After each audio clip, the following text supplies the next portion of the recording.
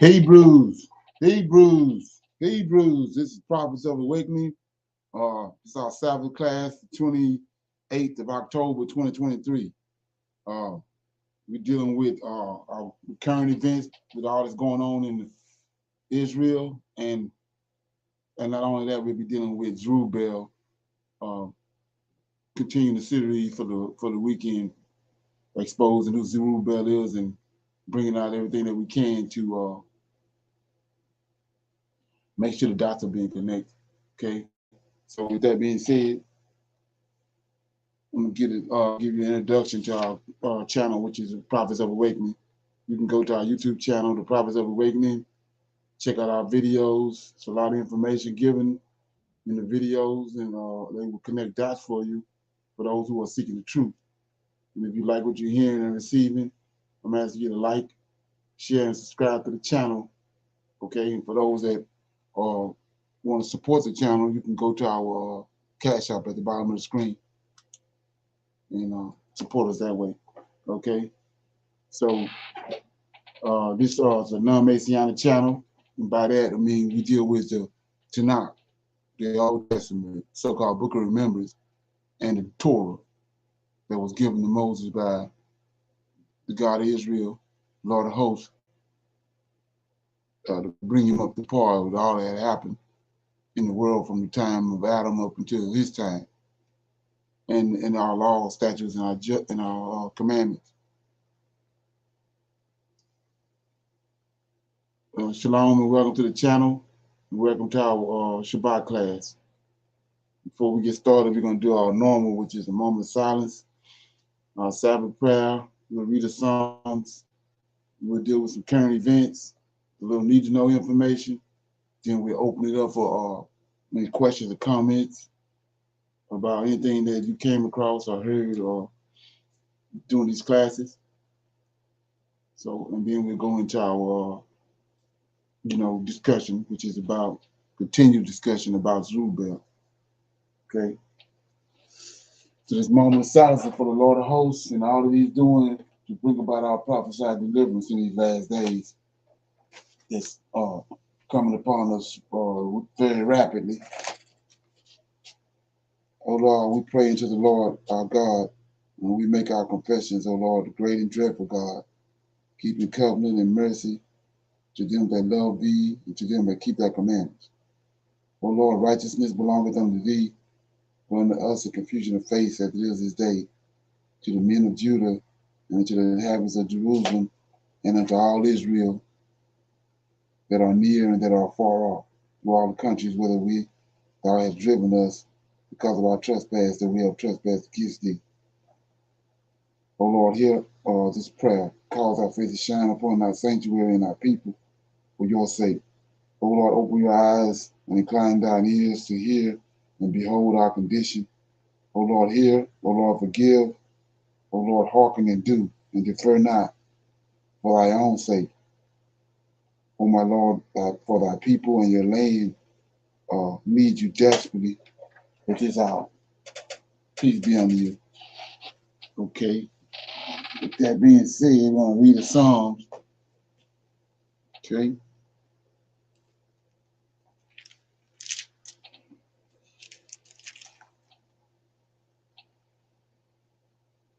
I'm gonna read 68, Psalm 68. It's God has gone before his people.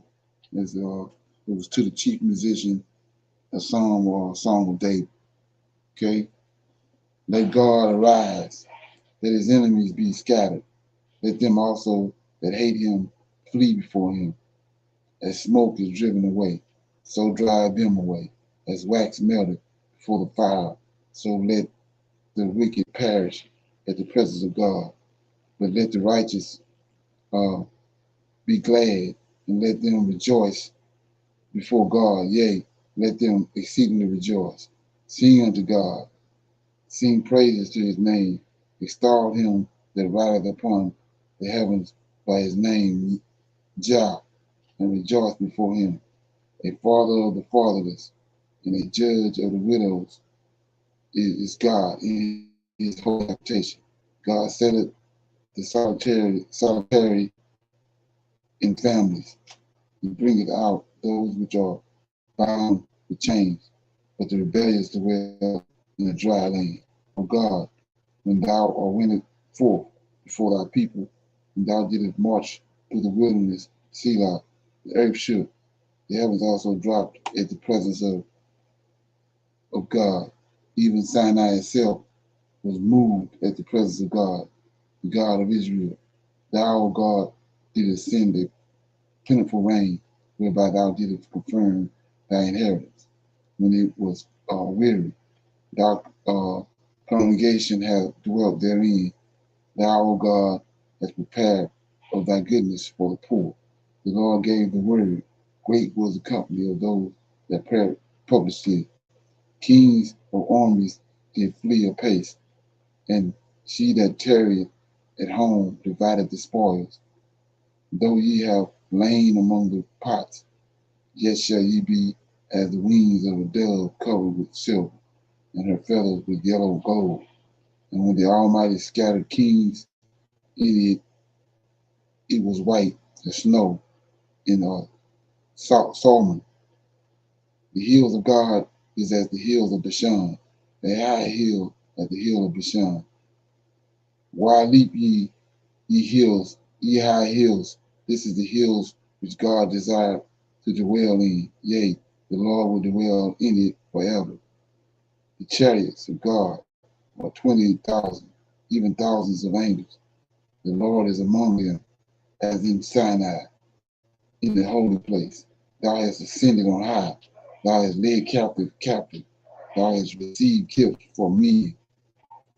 Okay, yea, for the rebellious also, that the Lord God might dwell among them. Blessed be the Lord, who daily loadeth us with benefits, even the God of our salvation. Selah, he that is our God is the God of salvation, and unto God the Lord belongeth the issues from death. But God shall wound the head of the enemy, and the hairy scalp of such as one as goeth on still in his trespasses. The Lord said, I will bring again from Bashan, I will bring my people again from the depths of the sea, that thy foot may be dipped in blood on thy enemies, and the tongue of the dogs in the same. They have seen thy goings, O God, even the goings of my God, my King in the sanctuary. The singers went before, and the players on instruments followed after. Among them were the dancers playing with timbrels.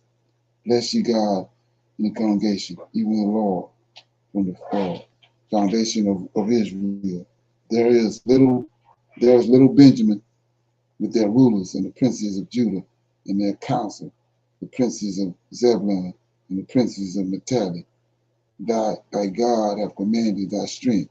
Strengthen, O God, that which thou hast wrought for us. Because of thy temple of Jerusalem shall kings bring presents unto thee. Rebuke the company of the spearmen, the multitude of the bulls, which are calved with the calves of the people, till everyone submit himself with pieces of silver. Scatter thou the people that delight in war. Princesses shall come out of Egypt. Ethiopia shall soon stretch out her hands unto God. Sing unto God, ye kingdom of the earth. So, sing praises unto the Lord, Selah, to him that rideth upon the heavens of heavens, which were of old. Lo, he doeth send out his voice, and in that a mighty voice. Ascribe ye strength unto God. His excellency is over Israel, and his strength is in the clouds. O God, thou art the terrible out of the holy place. The God of Israel is he that giveth strength and power unto his people. Blessed be to God. So that's Psalm 68. That's gone before his people. Any comments on that? Anybody in comments? Okay, I want to shine light on something. Let me get it. It says, I was telling you how that on these high holy days and even on the Shabbat, then he continuously making a statement that I'm a God that's near unto you, right? You know, we don't really focus on that. They actually dealing with him, especially these Levites and the priests. They dealing with him. So if you look at starting at verse 21, but God shall wound the head of his enemies, and the hair his scalp such as one that goeth on still in his trespass. The Lord said, I will bring again from Bashan, I will bring my people again from the depths of the sea, that thy foot may be dipped in blood, their enemies, and the tongues of the dogs in the same. They have seen, here you go right here, 24. They have seen thy goings, O God, even the goings of thy God, my King, in the sanctuary. Now check this out, 25. The singers went before, they in front of him. The players on instruments followed him. See that? After. Among them were the dancers playing with the timbrels. So they just right there amongst them, in the midst of them. They see him. They're dealing with him. Like I said, especially the priests. And that's what David continues saying. In the congregation, in the great congregation, I'm going to deal with you. I'm going to praise you. I'm going to act a fool because you know you're there. Okay? Anybody got any comments on that? Okay. So with that being said, we go to some current events.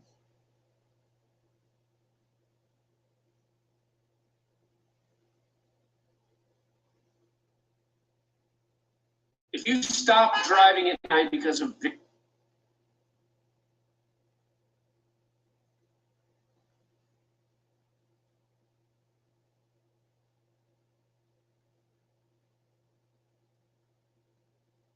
as a result of the Israel-Hamas conflict, Moscow wants an immediate halt to the violence without assigning responsibility.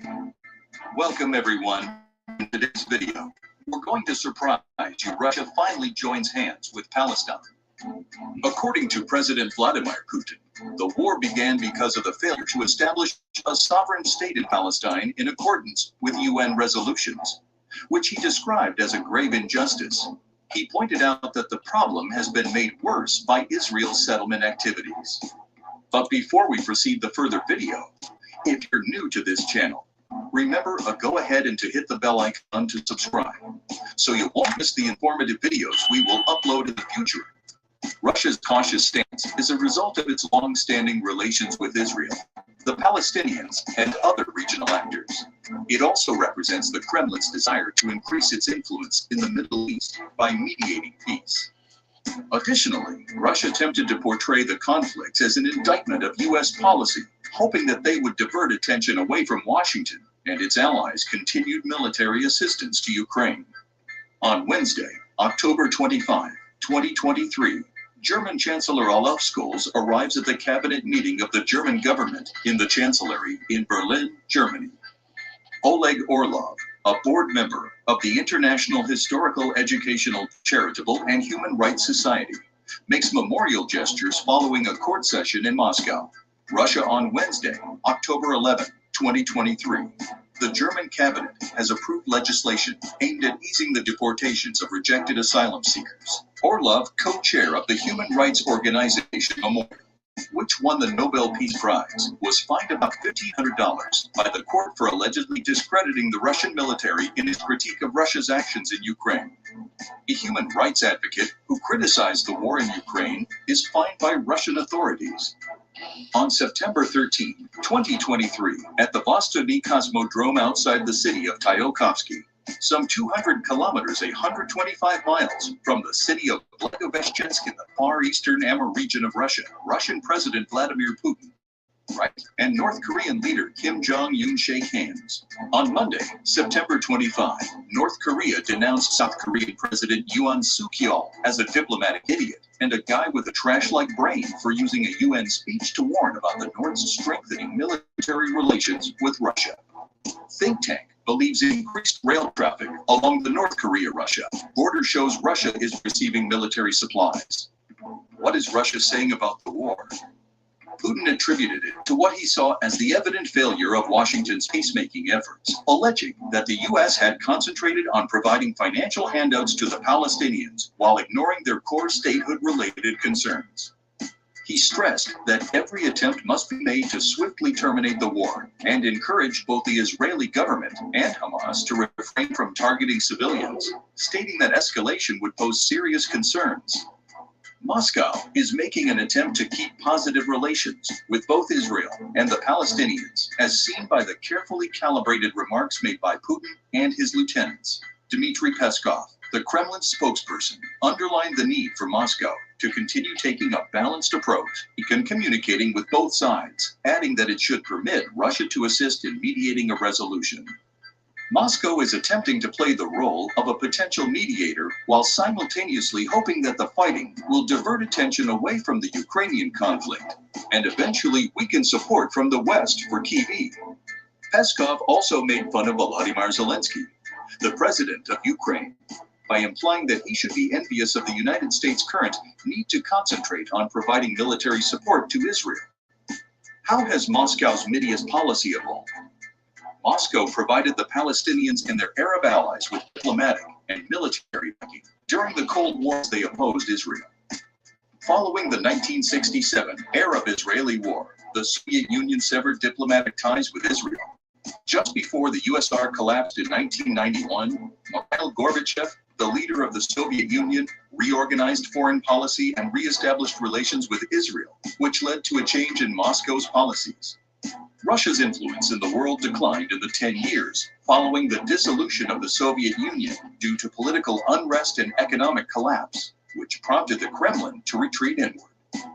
Putin maintained close relations with Israel while working to resurrect long-standing Middle Eastern relationships after assuming power.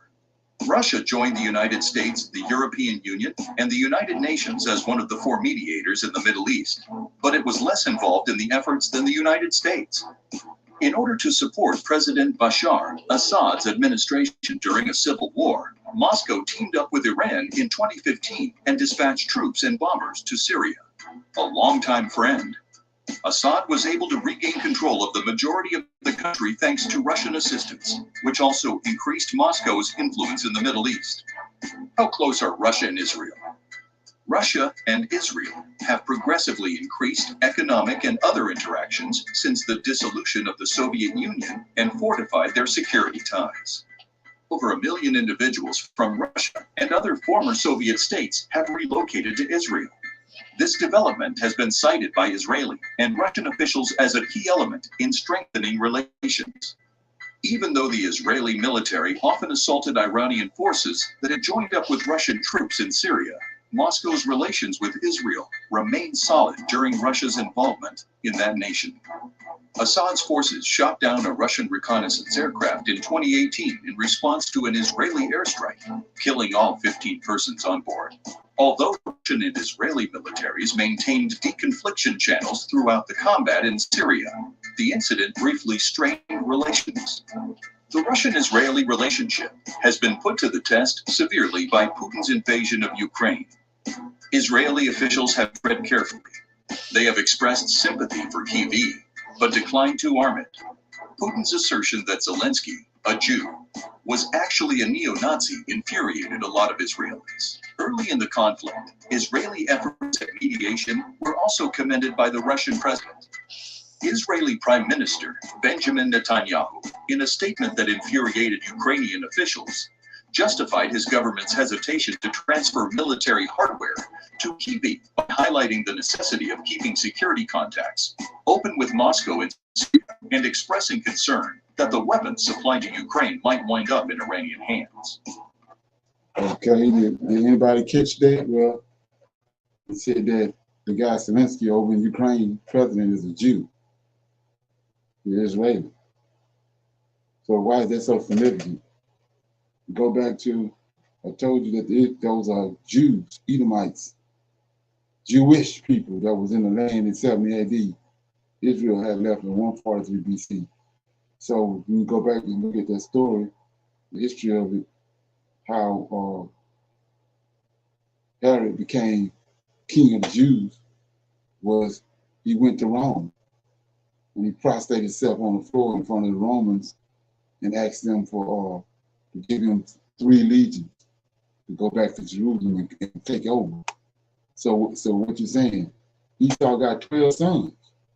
It's just one son going to his cousin and asking him for Roman legions. That's what so many people get confused at. And the same thing happening now.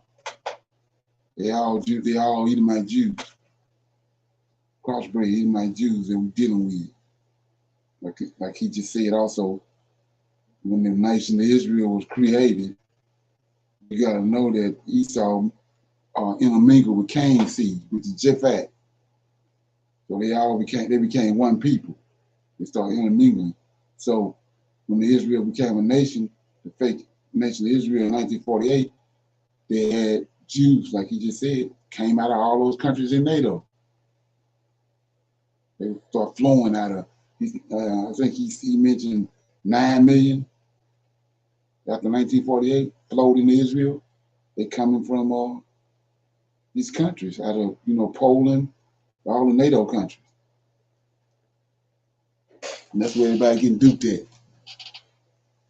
Same places where Paul went in three journeys, Paul's 3 journeys. He's not going to Israelites. They in Africa. Okay, any comments on that? And also, like I said, they operating off of the same characteristics that the Lord of Hosts operating off of. The reason how they subtly get over on us and duke us. So we see Russia and China. I'm gonna show you that in a minute. China, little by little, we see that they rooting out America. But keep in mind, they all working together, but the mass is looking at it, thinking that it's some kind of conflict between them, but they slowly bringing them in. It used to be anytime a conflict happened, they came to America. But now all of a sudden, this war with Hamas and Israel, Putin is over there. They're getting advice from Putin. Okay, so we go to this next video. I'll make my point.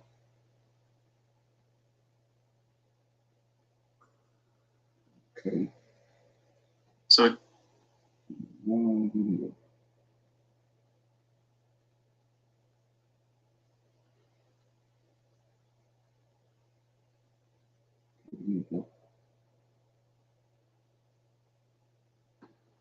The U.S. is grappling with its waning influence in the Middle East, where it has gained dominance for the past 4 decades, with historical power play with countries that has shaped the region for years, like Iran, Iraq, Jordan, and Saudi Arabia. But now, China has steadily expands its footprint in the Middle East, with Saudi Arabia now supplying the largest used crude oil to China, and having historical relationship and influence with one of the highest power broker in the region, Iran. The Middle East has always been a cauldron of complex geopolitical interests, a testament to its historical significance and strategic importance. Major global powers, particularly the US, have vied for influence in the region, sometimes with dire consequences for the local populace. The recent developments between Saudi Arabia, China, and the US are emblematic of a larger shift in global power dynamics and the waning influence of traditional Western powers in the region. Hello and welcome back to Innovative Check YouTube channel, where we delve into the innovative and transformative projects changing our world. If you're new to the channel and enjoy learning about innovation stories around the world, you've come to the right place. Please subscribe, like, and comment to help boost our videos on YouTube. Historically, the US has been a dominant force in the Middle East, often intervening directly or indirectly to safeguard its interests. The strategic partnership with Israel, the tenuous relationships with countries like Iran, and the long-standing alliance with Saudi Arabia have been central to U.S. foreign policy. However, recent events suggest a significant shift. Just a quick reminder to hit that like button below. YouTube has been restricting my videos a lot recently because of bots, so your like does help out this video massively in terms of the algorithm in YouTube. The abrupt pause in Saudi-Israeli normalization talks, mere days after Saudi Arabia's conversation with China, is not just a diplomatic hiccup. It's a sign that Saudi Arabia, a pivotal U.S. ally, might be reevaluating its alliances and looking eastwards. The fact that this development coincided with the arrival of U.S. Secretary of State Anthony Blinken in Saudi Arabia raises more than just eyebrows. It hints at a potential recalibration of Saudi Arabia's global partnerships. Hamas's sudden willingness for a ceasefire, despite the ongoing conflict, might be a tactical move to exploit these shifting alliances. Was their real goal not just resistance against Israel, but also to disrupt a budding relationship between Saudi Arabia and Israel? Saudi Arabia's recent actions suggest that Hamas might be trying to interfere with the relationship between Saudi Arabia and Israel. This came after Saudi Arabia spoke with China. China decided to get involved because they saw the situation was getting very intense. The world is split on whether the people of Gaza should leave their homes. Israel is telling them to leave for their safety, but Hamas is telling them to stay. Egypt and Jordan are against the idea of the Palestinians leaving. They believe if the Palestinians leave, they might never come back, and Israel could take over that land. The talks between China and Saudi Arabia are important. China thinks that Israel feels threatened, and that the Palestinian president might have problems controlling Hamas. So China believes it's important to keep the peace in Arab countries. China values its relationship with Saudi Arabia because they influence the situation. They've supported each other in the past, like when Saudi Arabia supported China at a big international meeting.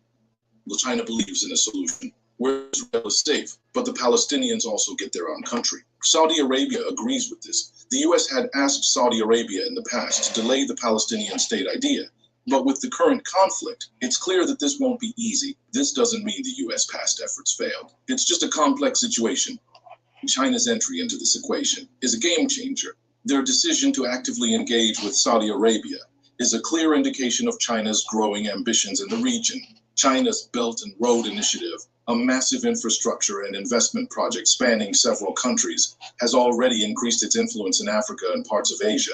Overtures to Saudi Arabia suggest that the Middle East is next on its agenda.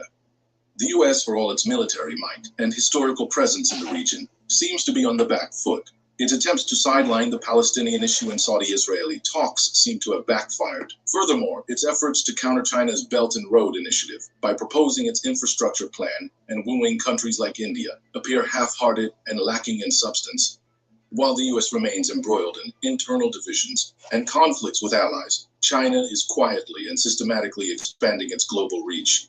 The attendance of representatives from over 130 countries at China's Belt and Road Initiative Summit is a testament to its growing influence. It's a clear indication that many nations, including some traditional U.S. allies, are open to closer ties with Beijing.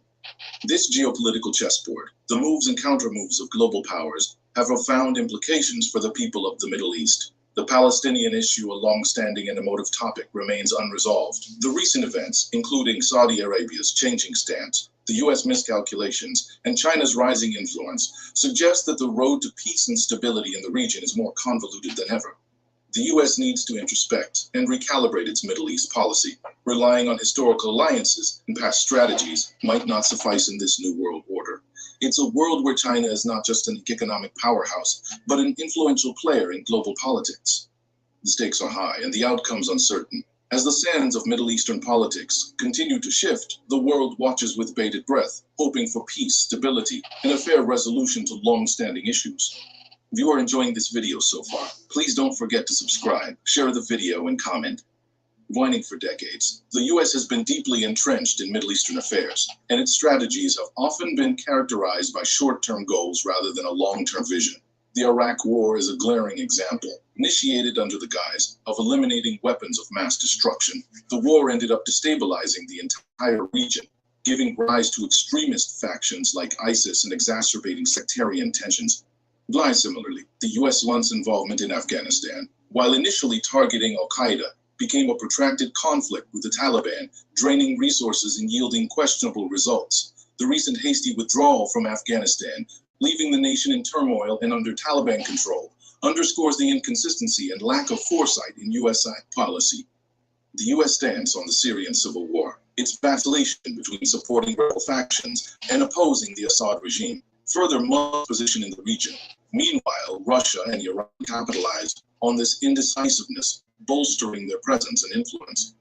The Saudi-U.S. alliance, forged primarily on oil interest, has also been fraught with moral compromises. The U.S. muted response to the murder of journalist Jamal Khashoggi and its support for the Saudi-led war in Yemen, which has resulted in a humanitarian crisis, highlight the complexities and contradictions of this relationship. Contrasting the U.S. often reactive and militaristic approach, China has adopted a more calculated and economic-driven strategy in the Middle East. Okay, so like I was saying, you can see that America is fading, and China and Russia is rising.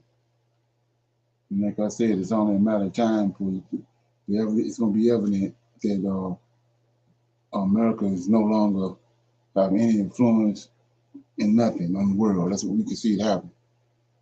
And so all that's happening is, like I said, the seeds that you sow, you're going to reap.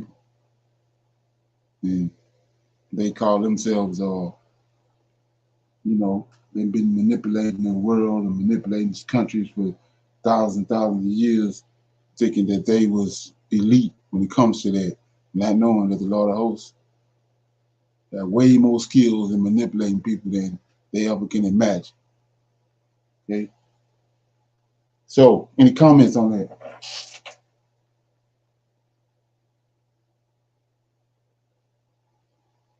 Okay, no comment. Okay, we're gonna go to our need to know information. I thought this was pretty good, might help somebody out. So here we go. Beginning with Tamar. Bible, we find stories of faith, redemption, and courage that continue to inspire and shape our understanding of God's plan for salvation. Among these stories, the narrative of Tamar, as recorded in the book of Genesis, stands as a testament to the power of faith and the profound role that one woman played in the lineage of Jesus Christ.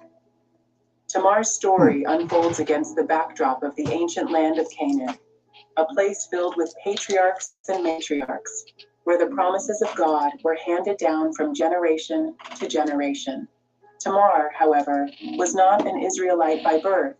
She was a Canaanite woman from a different culture and faith. Check that out. See, Tamar was a Canaanite. So that's some homework you do. Why they saying that? Yet, her life would become intricately woven into the tapestry of God's divine plan. Tamar's journey began with her marriage to Er, the eldest son of Judah, one of the 12 sons of Jacob. This union was intended to fulfill the custom of levirate marriage, a practice that sought to preserve the family lineage in cases where a husband died childless. However, Er's life was tragically cut short, leaving Tamar a widow with no children. She found herself in a precarious and vulnerable position, both culturally and economically. According to the laws of their time, it was Judah's responsibility to ensure that Tamar continued to be cared for and that her husband's family line was preserved. He gave his second son, Onan, to Tamar as her husband, in accordance with the practice of levirate marriage. However, Onan's actions were not in alignment with God's plan. He chose to withhold his duty and spilled his seed upon the ground, an act that the Lord considered sinful. As a result, Onan, too, met an untimely death, leaving Tamar bereft for the second time. Tamar's situation was dire. She was now a widow twice over, with no immediate prospects of bearing the child who would secure her place in the family, and ultimately, in God's divine plan. But Tamar was not one to yield to despair.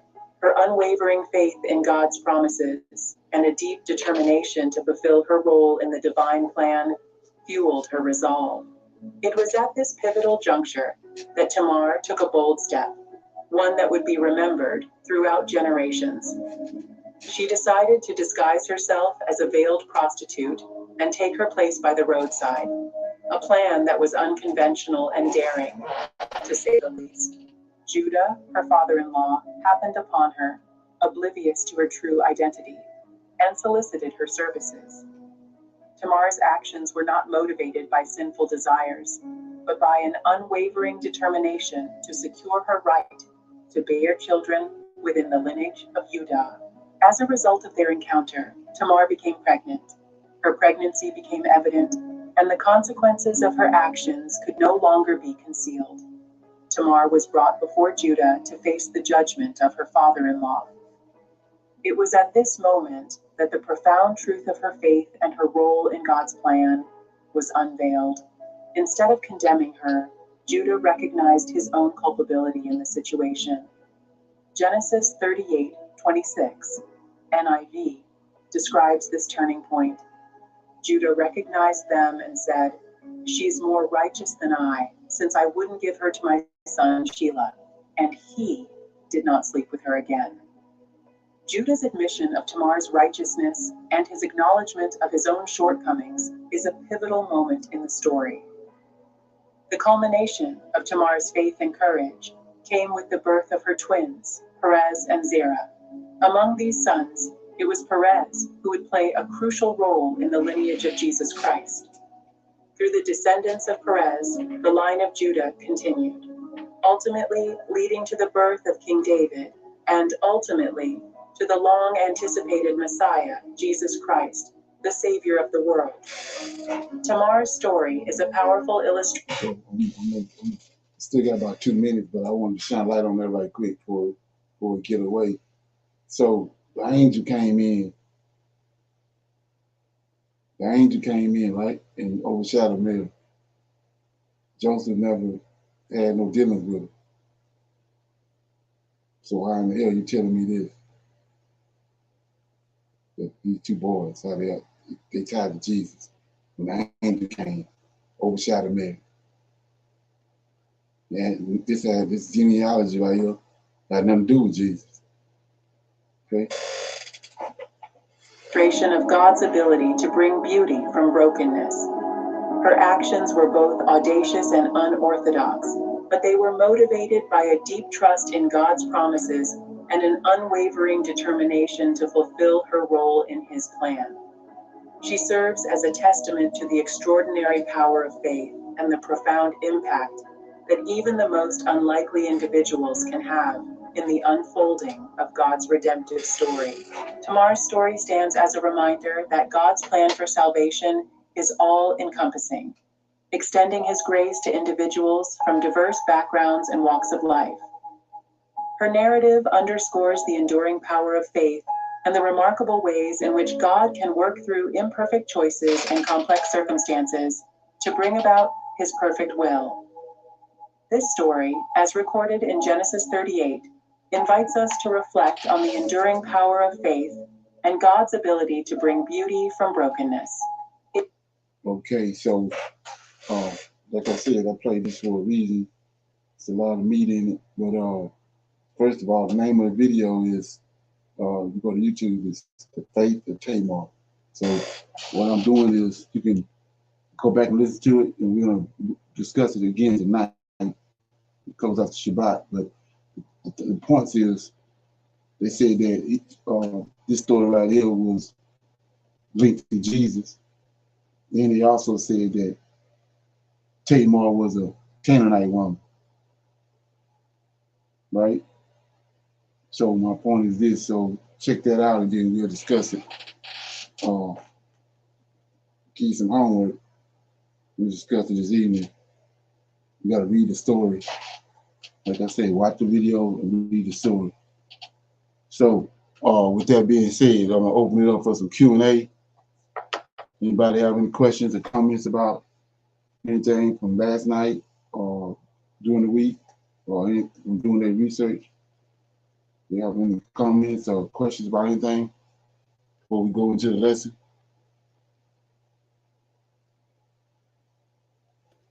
Shalom.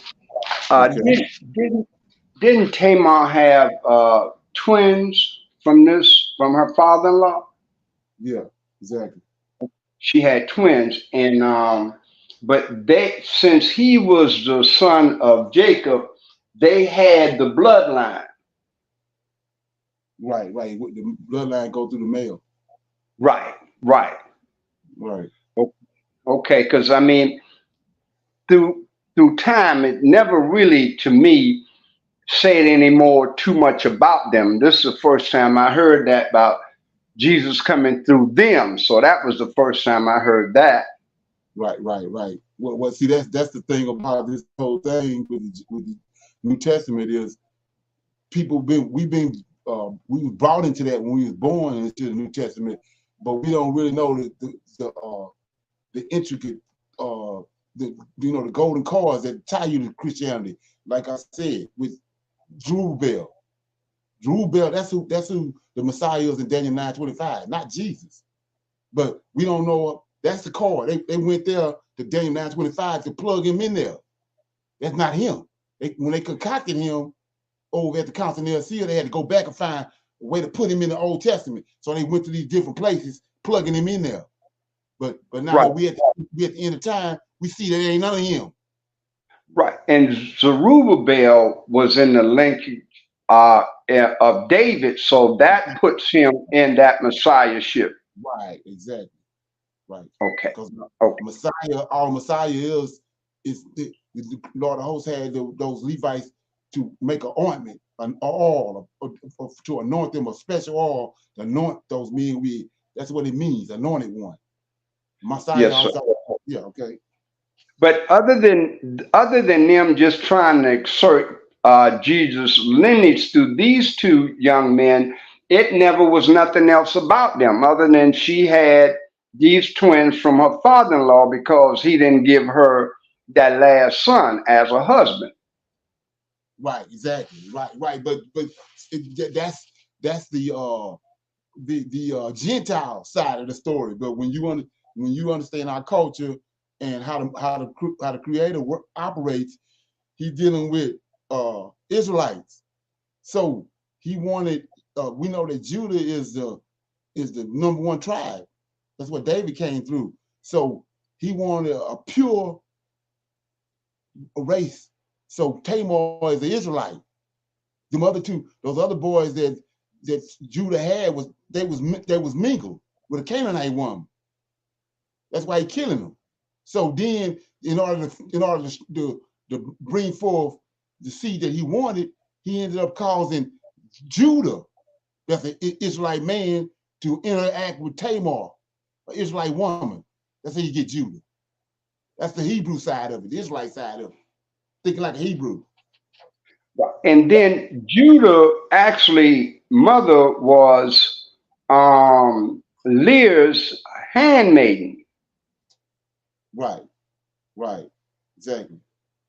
Okay. Thank you, sir. Right. Okay. Anybody else got anything? So yeah, you can check that video out and go and read chapter 38, that whole story, and then another point on that is, if you notice, those kids were struggling. So they were struggling. They twins. There's always a crossroad. Every time Israel or the most Adam's descendants come to a crossroad, twins born. So these two boys, when you read the story, were struggling in the womb. So these ain't no regular boys. Then Jacob and Esau were struggling in the womb. So we know Cain and Abel were struggling in the womb. But anyway, in the story with this story right here in Genesis 38, they struggling so hard till one of them stuck his hand out, trying to be the firstborn, and they put a red cord around his hand. And so you say, what are you talking about? Same thing with Jacob and Esau. When they struggling in the womb, the reason why Rebecca pregnancy was so harsh was they struggling in the womb trying to be the first one to come out. So Jacob grabbed a hold of Esau's heel, trying to pull him back in there. But we ain't looking at that. And that's all spiritual. Yeah. So check that out, and then we're gonna go back into it. Go ahead. You got something? Yes, sir. And so, traditionally the firstborn had, inherited everything, but with these children, even with Jacob, with Joseph's children, the elder served the younger. Right. That was imposed on them from, if you go back to Cain and Abel. Remember, Cain killed Abel. Abel was the youngest, but Abel was the righteous one. That's why it's always happening. The righteous one is the youngest. If you go to Jesse, when he sent Samuel to Jesse's house, Jesse had all these other sons but he thought one of them was going to sure enough be the one that he was going to choose, but he said David was out in the field, the youngest. Yes. And he asked him, do you have another son? He said, yeah, I got one. He out in the field. He was considered nothing. So he said, right, go get it. Right. So that's how that happened. The younger ended up serving. The younger always come is the righteous one. Gotcha. Okay. All right. Thank you, sir. Yeah. Anybody else got anything? Okay, so I'm gonna play this this little video right here, and then we're going to the class.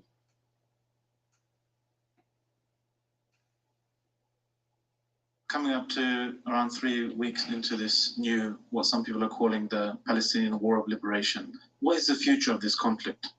Yeah, okay. Bismillah ar-Rahman ar-Rahim. This is a good question, and let us start by addressing this question. Let us not get into much details, because then we will lose focus and we will lose understanding the bigger picture.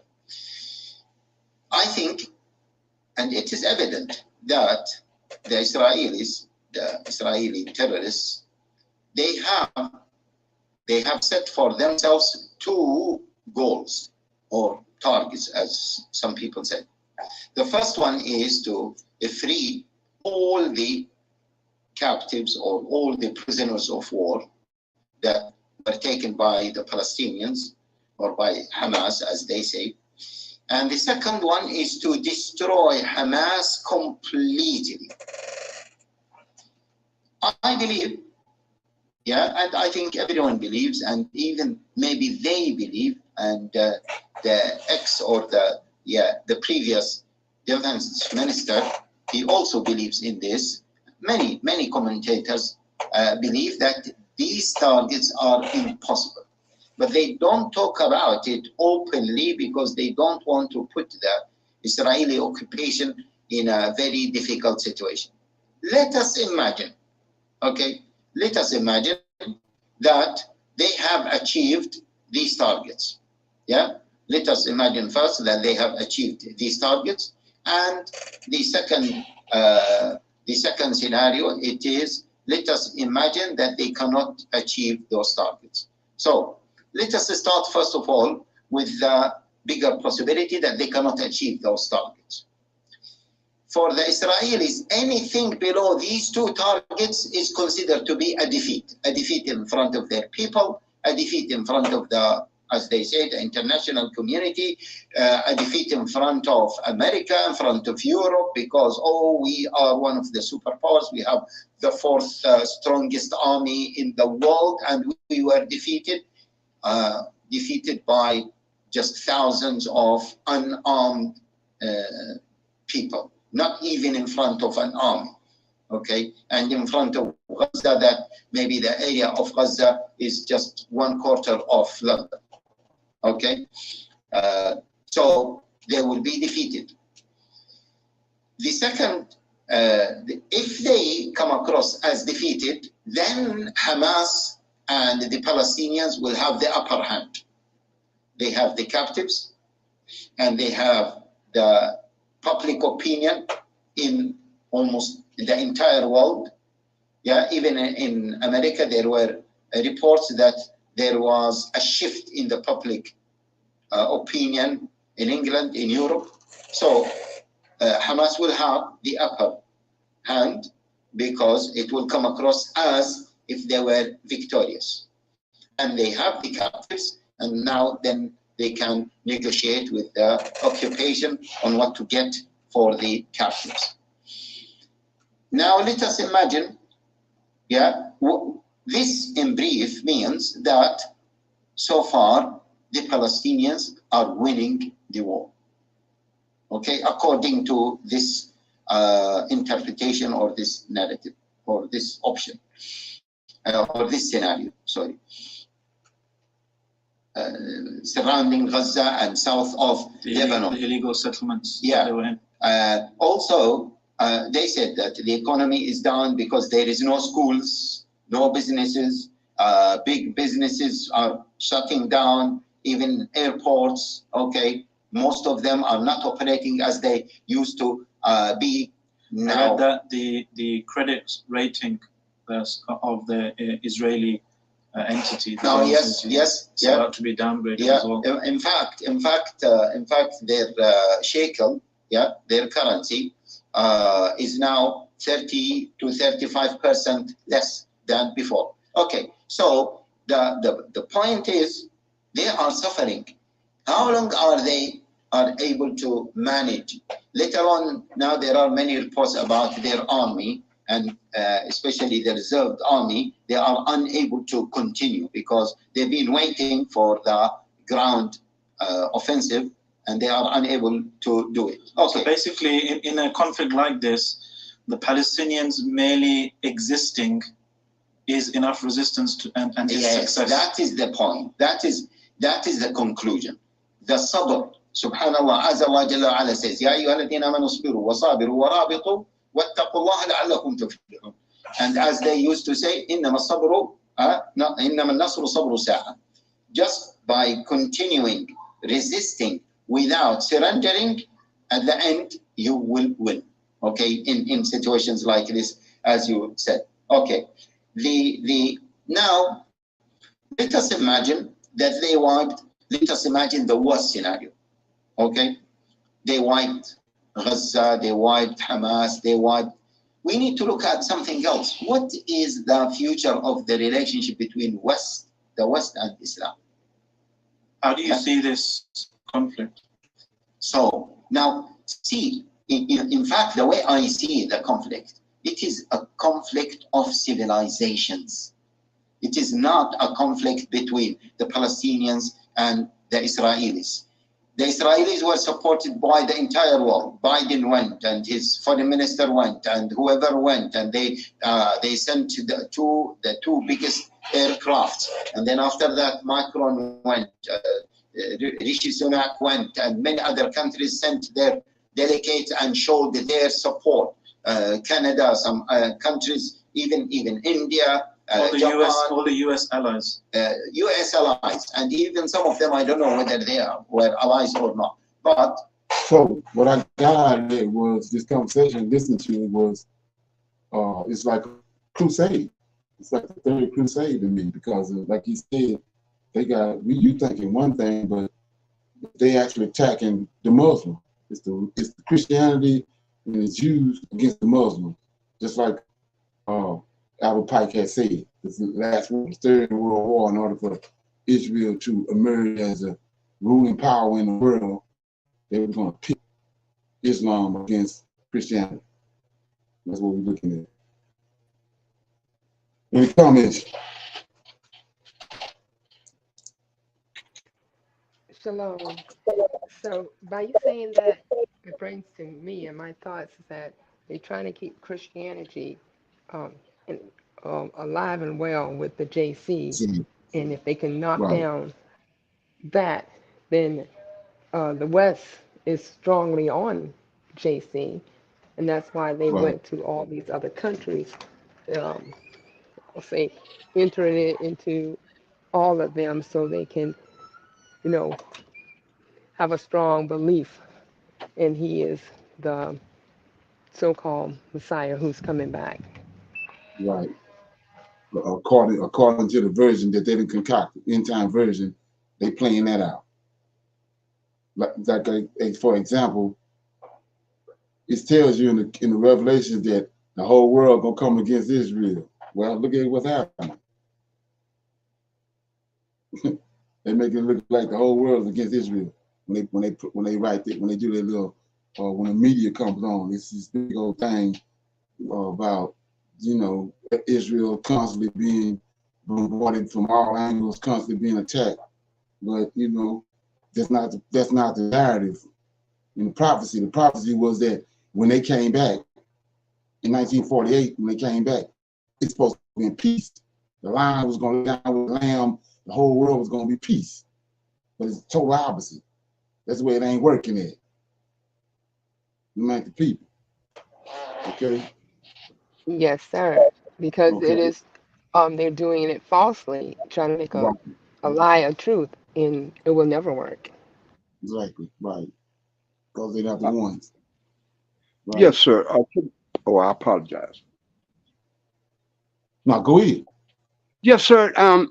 And as I'm learning, look like the whole JC concept was because of slavery and what they were doing with, you know, obey your masters, this, that, to take us totally from our spiritual heritage and okay.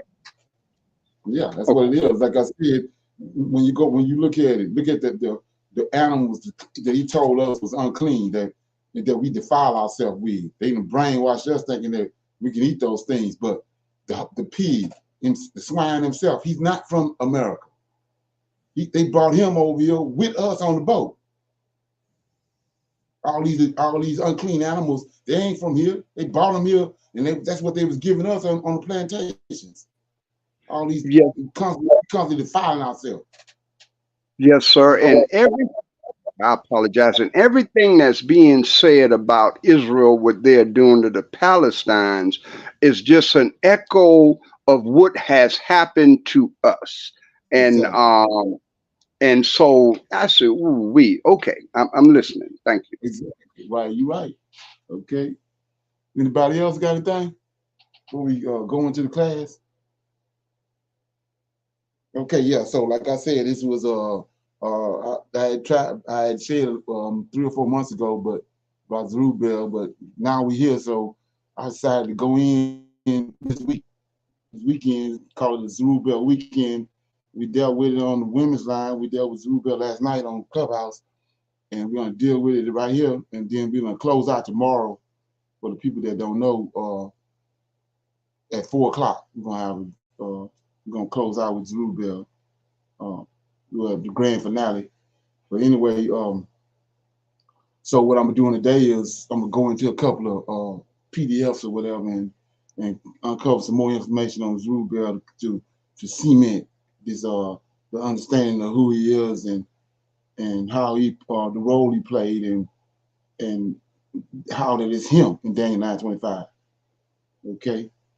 So this first one PDF is I'm dealing with Sheshbazzar. Kind of I dealt with it a little bit last night, but they want you to think that Sheshbazzar and Zerubbabel is 2 different people, but it's when in all actuality they one and the same, because like I said, the Shadrach, Meshach, and Abednego is they captive name, just like we got captive names over here. But there's nothing new under the sun. So you got Belteshazzar was Daniel captive name. So Zerubbabel is his name, Hebrew name, his heritage name, but Sheshbazzar is the name that these Babylonians gave him. And so, like I said, why is that Zar on the end of their name? You got it on the end of Nebuchadnezzar's name, it's on the end of Nebuchadnezzar's name, Daniel's name, and it's on Sheshbazzar. That's the god they was worshiping. Cultic. It was a cultic god. Babylon was big on the cultism. So they god was just a cultic god. Zar was this, and so that's why they got it in their name. Just like Israel got, you got Obadiah and all these Zechariah, all these same thing. Okay, so let me go into that. So it says, who is Sheshbazzar is the same, is he the same person as Zerubbabel? So they go to Ezra chapter 1, verse 8. I read that last night. Let me read it again. May help somebody. So I'm in Ezra. And it says, this is when Cyrus came. All this tied to Daniel 9:25, the commandment. Cyrus came and made the commandment saying that Israel can go back and rebuild the temple. But he got all the gold and everything they needed. Look at the narrative in Egypt. They needed the gold in Egypt. And he calls the Egyptians, the Israelites, to spoil the Egyptians because they need that gold. If you notice, when they got to the land of Israel, when Solomon built the temple, they was using that gold that they got from the Egyptians. The people started donating. Same right here. So verse 7, it says, Cyrus, king, brought forth the vessels of the house of God. They are all made out of gold, which are in silver, which Nebuchadnezzar had brought forth out of Jerusalem, and put them in the house of his God, even his God, Zar. Right? 8. Even these did Cyrus, king of Persia, bring forth by the hands of Mithra, the treasurer, and numbered them to Sheshbazzar. So this done intentionally, throw you in the cross. So it says done to Sheshbazzar. But the Most High had a trick for them. So it says Prince of Judah. So he got a Babylonian name, but he a Prince of Judah. So that's answers a question right there. Is he an Israelite, but he got a captive name. And then you turn the page, he brought all this stuff out. So whoever this is, Sheshbazzar is he's the leader, just like Moses was over the Israelites, because he bringing all these materials and all this wealth to him. So he's in charge. And you go to Ezra chapter 2, and in verses 1 says, now these are the children of the providence that went up out of captivity of those which had been carried away, whom Nebuchadnezzar, the king of Babylon, had carried away unto Babylon, and came again unto Jerusalem and Judah, everyone unto his city. Then verse 2 give you the answer, which came with Zerubbabel. So we see over there in 8 it's Sheshbazzar, but over here is Zerubbabel, the same person. Then he lists all the people that came with him. But anyway, we see that Zerubbabel is Sheshbazzar. So we're gonna and this, like I said, these people at every turn, because of what they did with JC in the New Testament, they brought confusion when it ain't no confusion. So we see right here that it's one and the same person. It says, but the following chapters, their name scarcely turns up. Instead, Zerubbabel is portrayed as the Prince of Judah in the place of Sheshbazzar. Right? Are they the same people? The two names. I would like to answer. Okay, so let's keep going. And it says, do you have access to any study Bible like the New International Version? If so, you will be detailed information regarding the question. Comment in Ezra 8 and 1 and 8 are most helpful. Josephus, okay, that's an Edomite. Josephus' antiquities seem to identify Sheshbazzar with Zerubbabel. I started to type it all out, but is there any point if you can read it for yourself? Okay, anyway, so we go down to let me see. They want you to think they're two different people, powers that be. First governor of Judah was appointed by Cyrus II. He returned the temple vessels and laid the temple foundation in 538 BC. So let's look at that. So it says this right here identifies as the same person too. So in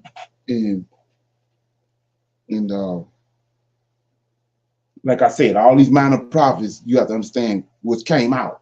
They listed in Ezra chapter 1 chapter 2, coming out with Zerubbabel. That's why you have to understand they the ones prophesying to us. So when Jeremiah prophesied, he was talking to our forefathers about them going into Babylon. But when they came out of Babylon, these prophets that's with them is telling the future of what's going to happen to future generations. So it says in Zechariah, which is one of those prophets, right? Let's look at it. So Zechariah tells us right here. It says, so I answered the angel in verse 4. I answered and spoke to the angel that talked with me, saying, what are these, my Lord? Then the angel that talked with me answered and said unto me, know thou not what these be? And I said, no, my Lord. Then he answered and spake unto me, saying, this is the word of the Lord unto Zerubbabel, saying, not by might nor by power, but by my spirit, said the Lord of hosts. Who art thou, O great mountain, before Zerubbabel? That's the the Medes and Persians. Thou shalt become a plain, be destroyed, and he shall bring forth a headstone with grace, crying grace unto grace. Moreover, the word of the Lord came unto me, saying, the hands of Zerubbabel have laid the foundation of this house, and his hands shall also finish it, and thou shalt know that the Lord of hosts have sent me unto you. So he told you right here through Zechariah, Zerubbabel is going to lay the foundation, but we see in the Apocrypha, Sheshbazzar laid the foundation. So that tells you it's one and the same person. Here's a prophecy right here. He didn't say Sheshbazzar and Zerubbabel going to lay the foundation. He said Zerubbabel going to lay it. And so Zerubbabel went into captivity, was born in captivity through Jeconiah, and then he came out. And while he was in Babylon, he got a captive name like the rest of them. So you have to understand it. So any comments on that?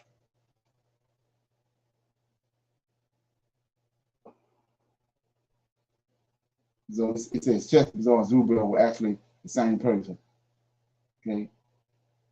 Based on the spelling of Sheshbazzar in the Septuagint in First Ezra, as well as the shared title, Prince of Judah, Sheshbazzar as Sheshbazzar. Okay. However, the most modern commentators do not identify Sheshbazzar with the other biblical character. Right. So that's the powers that be. They're gonna bring confusion. Okay.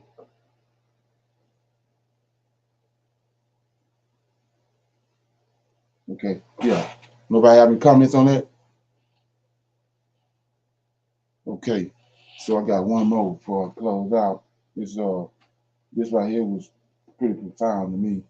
This is another PDF, and it says, according to the biblical narrative, Zerubbabel was governor of tie your shoes up. So according to the biblical narrative, Zerubbabel was governor of the Achaemenid Empire or province of Judah. So what that is Nebuchadnezzar started it, but he was over 172 provinces. Each one of them provinces had a governor, but actually it's a king. But it's saying governor just like in America. You got the president, but you got 50-some states. In the normal situation, each one of the states will have a king over them, a ruler, but because you got the king that's over all those 50 provinces, those men have to be called governors. And that's why they call Nebuchadnezzar king of kings. And they call Cyrus king of kings because he a king. All these other countries that got kings are subject to him. That's why they call them governors. So in all actuality, when you're trying to get to the bottom of this, Zerubbabel is a king over Judah. Right? So it says, and the grandson of Jeconiah. This point right here, a lot of people don't know about it, so I'm going to shine light on it. Not king of Judah. Zerubbabel led the first group of Jews numbering 42,000. So this is something for you to think about. The number says when they came out of Babylon, 42,360 who returned from Babylon captivity in the first year of Cyrus the Great, the king of the Achaemenid Empire. The date is generally thought to have been between 538 and 520 BC. Zerubbabel also laid the foundation. It is. Laid the foundation of the second temple in Jerusalem soon after, right? And in all the accounts in the Hebrew Bible that mention the Zerubbabel, he is always associated with the high priest who returned with him, Joshua, son of Zodak. So let's look at that right quick. For people that don't understand that. So we were just reading in Zechariah. Let's look at that right quick. It says, just uncover this rock. So it says, I was reading in Zechariah 4, and verse 4 says, so I answered, and the angel spake that talked with me, saying, what are these? Right? Then the angel that talked with me answered and said unto me, know thou not what these be? And I said, no. So keep on reading, and you come to verse 11. Right? He asking the question up here, right here. One time, Who are these two? Who is these two olive trees that he's talking about in verse 3? And the two olive trees by it, one on one side with a bowl and the other one on the other side of the bowl. The bowl is the menorah. They're in the Holy of Holies. So Zechariah asks him, who are these two olive trees you're talking about? Then he asks him again in verse 4. Now we in verse 11. Then answered I and said unto him, because he still ain't got the answer, what are these two olive trees upon the right side of the candlestick and upon the left side thereof? And then in the angel, and I answered again and said unto him, what be these two olive branches which through the two golden pipes empty the golden oil out themselves? And he answered, the angel answered me and said, knowest thou not what these be? And I said, no. And here we go, the answer. Then said he, these are the two anointed ones. Like I was just saying, that's all anointing means. It's a special oil that they have to be anointed with, the high priest and the king. So he says, these are the two anointed ones that stand by the Lord of the whole earth. So what is that talking about? The Lord of hosts is in the Holy of Holies. He come down over those, the mercy seat, and he there, and these two anointed ones once a year come into the Holy of Holies where he at. It's called the Day of Atonement. So the high priest and the king, they both are anointed. So you say, who are these two anointed ones? He got a covenant with David that he always gonna have a man in the king position out of David lineage, and he always gonna have a man out of Aaron's lineage as a high priest. If that's not the case, Israel in disarray. That's why where we at today. These two anointed ones ain't in position. So you say, what you talking about? Well, they're getting ready to leave Babylon, right? And I told you that Haggai, all these minor prophets came out with them. They understood all this. With this information, understanding been taken away from us. So it's time for them to go. The 70 years is up, right? So Lord of hosts appears to Haggai. I'm in Haggai, chapter 1, verse 1. In the second year of Darius, the king, in the 6th month, in the first day of the month, came the word of the Lord. So the Lord came to Lord by Haggai, the prophet, unto Zerubbabel. See that? Unto Zerubbabel, the son of Sethel, king of Judah, and there go the other one, Joshua, the son of Josadak, the high priest. That's Noah. That's Joshua is the son of Josadak. He's out of the lineage of Aaron, and Zerubbabel is out of the lineage of David. And you gotta understand that. You know, if you're trying to deal with scripture and don't understand that, you got a problem, a serious problem. So anyway, that's the anointed one. So that's why he come into Zerubbabel. He come into the high priest. He come into the prophet to go and let Zerubbabel know and Josiah that it's time to go. 70 years is up. And you see it again in chapter 2.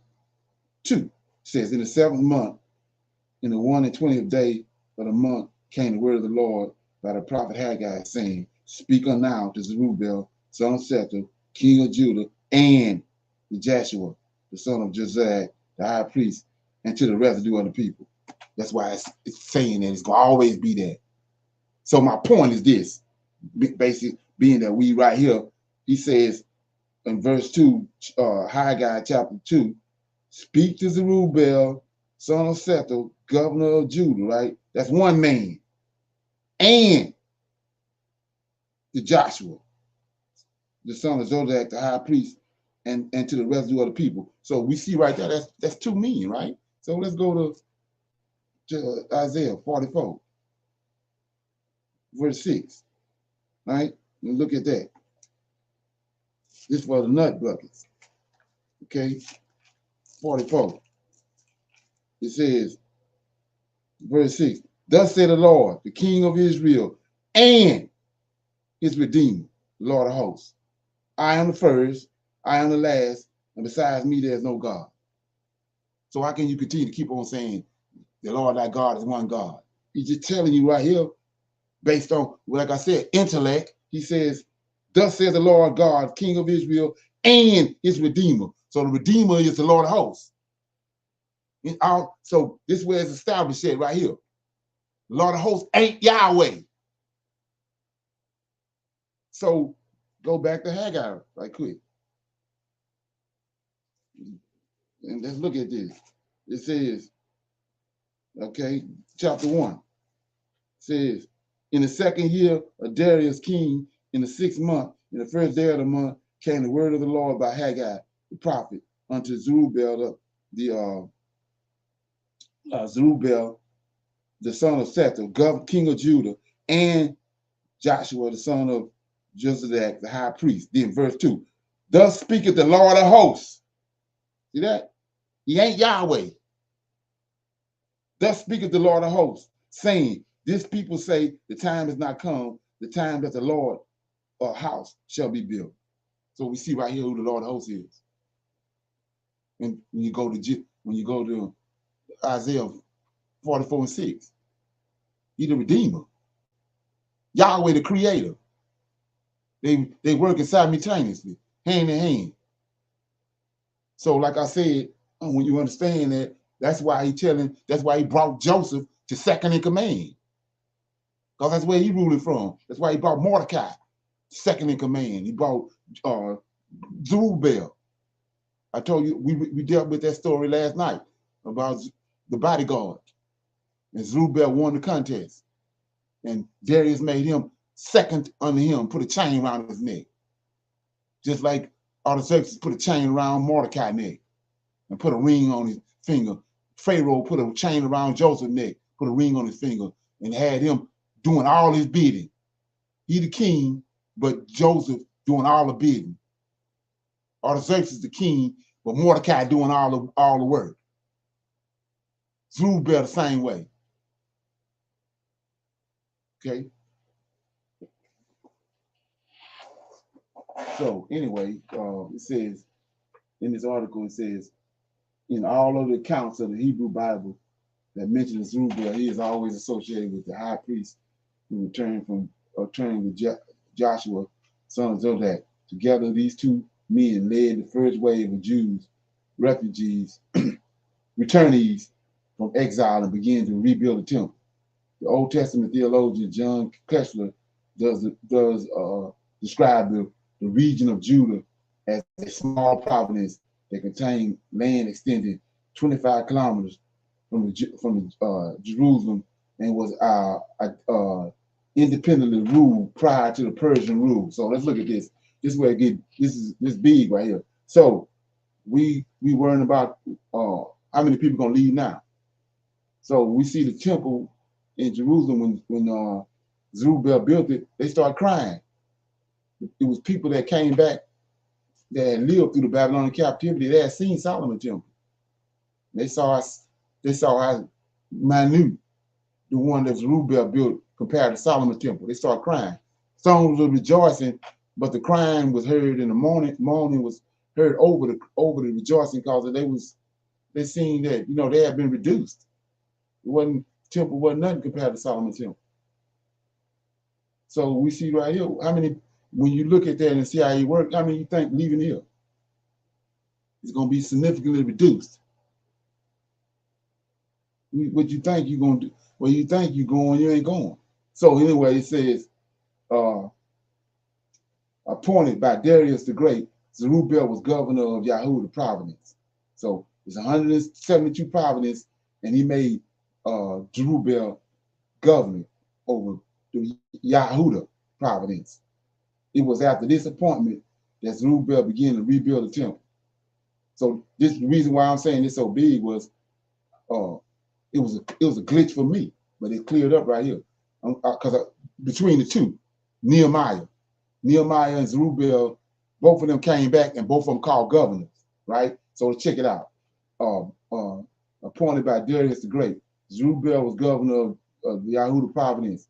It was after this appointment that Zerubbabel began to rebuild the temple. Elisha Bickerman speculates that one of the reasons Zerubbabel was able to rebuild the temple was because of the widespread revolts at the beginning of the reign of Darius the first in 522, which preoccupied him to such a degree that Zerubbabel felt he had initiated the rebuilding of the temple without repercussions. Right? So let's go. Keep going. So these things like this is what humbles me. You ain't gonna get no too much out of me. So David's line from Joachim had been cursed by Jeremiah, saying that no offspring of Coniah would sit on the throne. However, Zerubbabel was of the main Davidic line through Solomon and Jeconiah. The prophet Zechariah and Haggai both gave unclear statements. So again, it's just a lie right here. The prophet Zechariah and Haggai both gave unclear statements regarding Zerubbabel's authority in their oracles, in which Zerubbabel was either the subject of a false prophecy or the receiver of divine promotions to kingship. He could also be viewed as the governor of a state within another nation, and thus technically not on the throne. That's a lie of a nation. Either way, he was given the task of rebuilding the temple in the second year of his reign of Darius. Also, with the high priest Joshua, the son of Joseph. Muslim historian Yaqub attributed the recovery of the Torah and the books of the prophets to him instead of Ezra. The cedar of Oman Zudu lists him as exort in Babylon to succeed Sethur. Sethur is his father, and Jehoiakim is Sethur's father out of Josiah's lineage. That's how he's the son of David. Several Old Testament texts, see subsection, also are conflicting as to whether Zerubbabel was the son of or a nephew of Sethur. His son Mushalam succeeded him as Uri and was followed by another Hananiah, and his other son was Hashbazar. All these names is in the lineage of Josiah. Say, anyway, we're gonna go on down here to make my point. So it says, okay, like I said, this is a doozy, man. It tripped me out. Keep going. Let me get out here. What was it?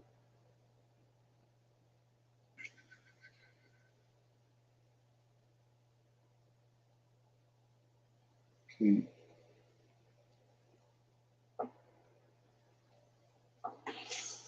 Yeah, so let me get it. Like I said,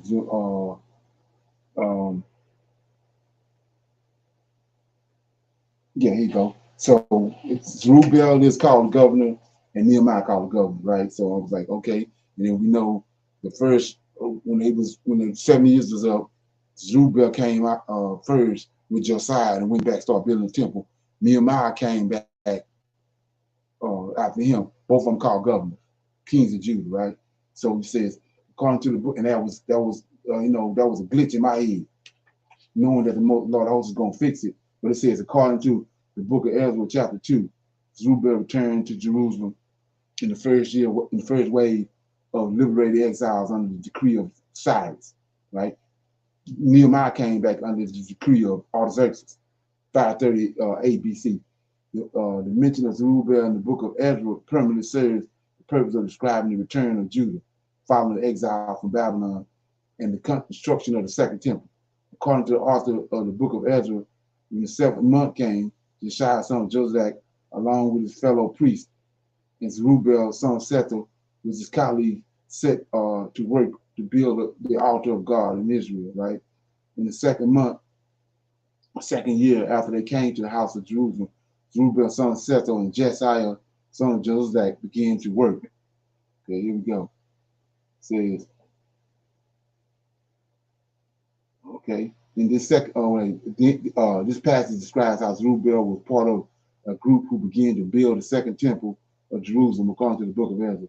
Zerubbabel is also under the authority of King Cyrus of Persia to build the temple. The passage describing Zerubbabel do mention the prophecies of Haggai and Zechariah concerning Zerubbabel's actions in the land of Judah. Guarding Sheshbazzar, he was appointed governor of Judah by the Persian king Cyrus in the year 538 and was given gold and total return to Jerusalem to build a temple. According to a letter from Satinius, the governor of the province beyond the river, to King Darius, Jezebel started the temple, but it laid under construction for a long time, and it seems as though Zerubbabel picked the construction shortly afterwards. In the second year of Darius' rule, in August 29, 520 BC. Then this contradiction, however, as Zerubbabel was said in Zechariah 4:9, have laid the foundation of the temple. Okay, then we keep going. Let's see. We're going somewhere. It says, according to the letter written by King Darius, recorded in the book of Ezra, the gold, the silver, the vessels, the house of God, which Nebuchadnezzar carried away from the temple in Jerusalem and brought to Babylon, are to be returned. They are all to be taken back to the temple in Jerusalem and restored each in its place in the house of God. The final details, okay. Let me see. And according to the letter, King Darius says the final details in the book of Ezra regarding Zerubbabel is a date of completion of the second temple. According to the book of Ezra, the house was completed on the third day of the month of Adar in the 6th year of the reign of King Darius. In this passage, the word house refers to the second temple. The reference to Zerubbabel in the book of Nehemiah is rather brief. The author of the book of Nehemiah only refers to Zerubbabel in passing. Check it out. Passing when the author states that these are the priests and the Levites which came back with Zerubbabel, son of Shechem, and with Joshua in Nehemiah 2:1. The book of Nehemiah provides no new information regarding Zerubbabel. However, Nehemiah seems to have replaced Zerubbabel in Nehemiah chapter 5 and 15. This is what I mean right here. So this information been there in the scriptures, but you ain't at the point where the Most High feel the need to reveal it to you to get ready. So here we go right here. This is going to explain the situation between Nehemiah and Zerubbabel, both of them being kings. So I'm in Nehemiah, right? Okay, let me get it. Nehemiah 4 and 15. 4 and 14. So look what it say. Moreover, from the time that I was appointed, this is Nehemiah talking. Moreover, from the time that I was appointed to be their governor, king, right, in the land of Judah, from the 20th year even unto the 2 and 30th year, Artaxerxes king. This is the 12th year, and I and my brethren have not eaten the bread of the governor, but the former governors, that's Zerubbabel. The former governors had been before were chargeable unto the people and had taken of them bread and wine besides the 40 shekels of silver. Yea, even their servants bore rule over the people, but so did I, because of the fear of God. Yet also I continued in the work of this wall. Neither brought ye any land or any of my servants ever gathered thither unto the work. Moreover, there was at my table 150 of the Jews and rulers, besides those that came unto us among the heathens that are about us.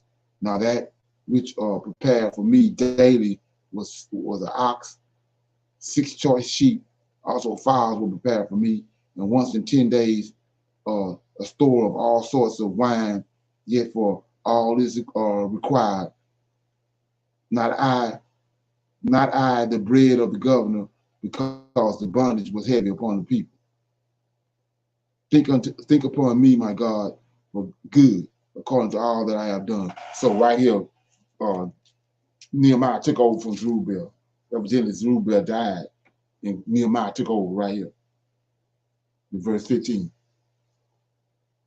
And like I said, you think you reading and think you got it going on, but it's stuff right there in your face, and you don't even know how to, you ain't even dealing with it. Okay. So with that being said, anybody got a comment before we go? We're gonna pick it back up tonight. Anybody got any comments? Questions? Okay. So check out that Genesis chapter 38. Read that and watch the video, and then we'll talk about that tonight when the questions and comments come up. Shalom. I'll see everybody tonight at 6 o'clock.